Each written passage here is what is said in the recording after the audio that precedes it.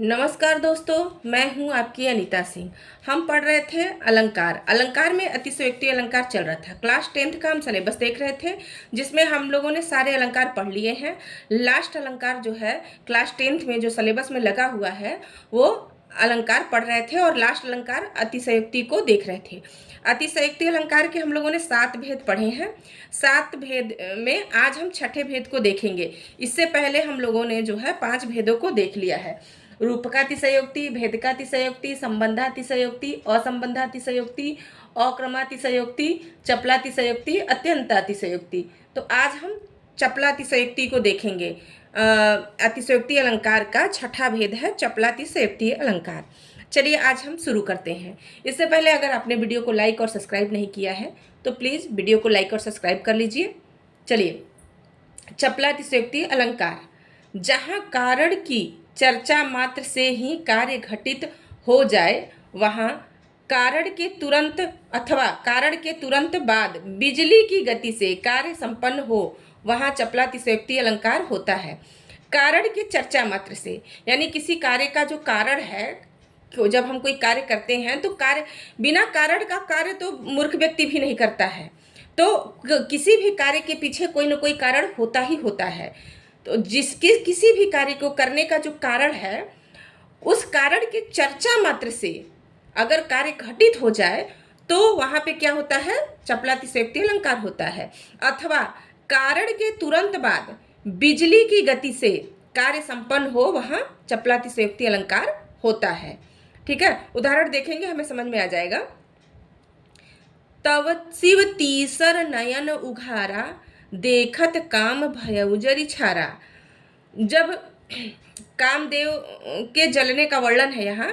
कामदेव जब शिव जो है क्रोध में अपने तीसरे नयन को खोलते हैं, उस समय जो कामदेव जलकर राख बन जाते हैं, उसी समय का वर्णन है। यहाँ कह रहे हैं कि शिव के तीसर, तब शिव तीसर नयन उघारा। जैसे ही शिव ने तीसरे नयन को खोला, देखत काम, देखते ही काम जो है कामदेव भयउ जरि छारा, कामदेव जलकर राख बन गए। यानी कार्य और कारण क्या हो गया?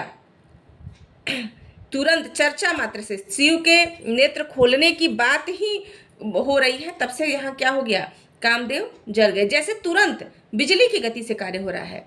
तुरंत जैसे ही शिव ने अपना जो है नेत्र खोला, वैसे ही कामदेव जलकर राख हो गए।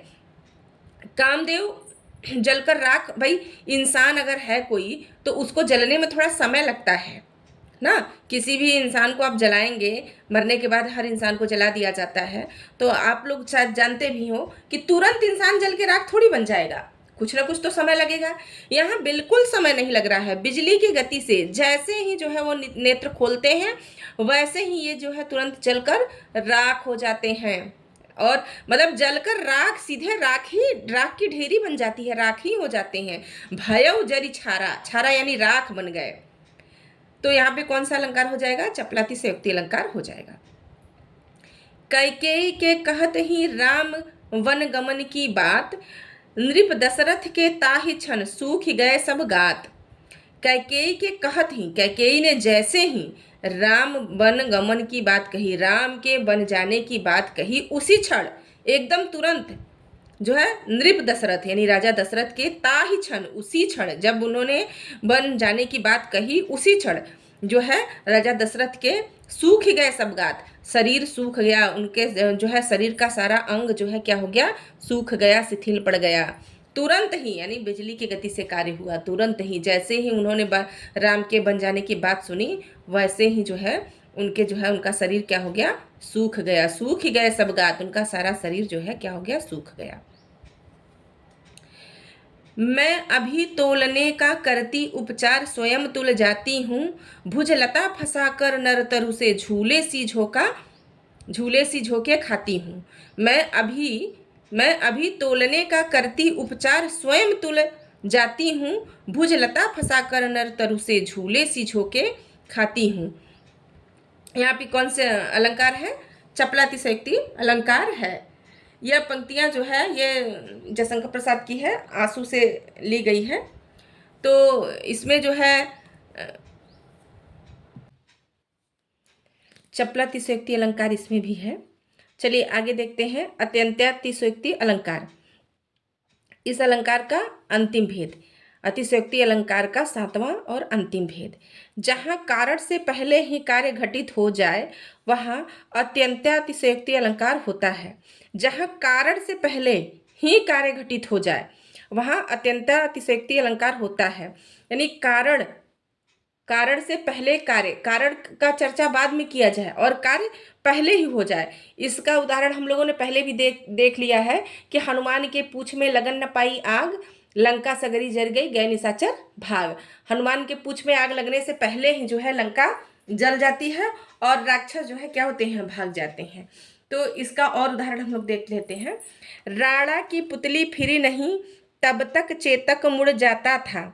यानी राणा की पुतली फिरी नहीं, यहाँ चेतक के जो है राणा के घोड़े चेतक का बढ़ा चढ़ा कर वर्णन किया गया है और यहाँ बताया गया है कि राणा की पुतली भी नहीं फिरती थी तब तक जो है चेतक मुड़ जाता था। तो यहाँ पे कारण से पहले ही कार्य होने का वर्णन है, इसलिए अत्यंतातिशयोक्ति अलंकार है। अगला उदाहरण देखिए। पड़ी अचानक नदी अपार, घोड़ा कैसे उतरे पार, राणा ने सोचा इस पार, तब तक चेतक था उस पार। यहाँ भी जो है राणा प्रताप के घोड़े का ही वर्णन है, उसी की जो है वीरता का वर्णन किया गया है, घोड़े की बात बताई गई है। तो यहाँ कह रहे हैं कि पड़ी अचानक नदी अपार, जो है युद्ध के समय जो है जब नाला पड़ता है बड़ा सा, तो उसको जो है राणा सोचते रहते हैं कि कैसे घोड़ा उस पार जाएगा। तो घोड़ा अभी जो है राणा सोच ही रहे थे, तब तक घोड़ा जो है उस पार नाले को डाक कर पहुंच चुका था। तो यहाँ जो है घोड़े का ही बढ़ा चढ़ा कर वर्णन किया गया है, इसलिए जो है कौन सा अलंकार हो जाएगा, अत्यंतातिशयोक्ति अलंकार हो जाएगा। और अत्यंता अतिशयोक्ति अलंकार ऑप्शन में हो ही ना, तो कौन सा अलंकार हो जाएगा, अतिशयोक्ति अलंकार हो जाएगा, क्योंकि इन दोनों ही पंक्तियों में घोड़े का ही बढ़ा चढ़ाकर वर्णन किया गया है। तीसरा उदाहरण है।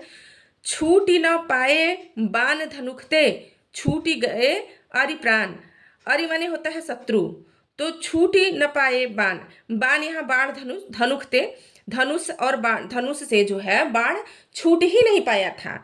अभी धनुष से बाण छूट ही नहीं पाया था, उससे पहले ही क्या हो गए, शत्रु के प्राण निकल गए, छूट गए अरि प्राण। अरि माने होता है शत्रु, तो अरि के प्राण क्या हो गए, शत्रु के प्राण निकल गए।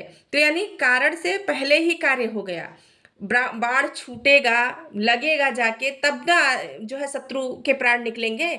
यहाँ शत्रु के प्राण पहले ही निकल गए, शत्रु के प्राण पहले ही निकल गए, बाण छूटने से पहले ही शत्रु के प्राण निकल गए।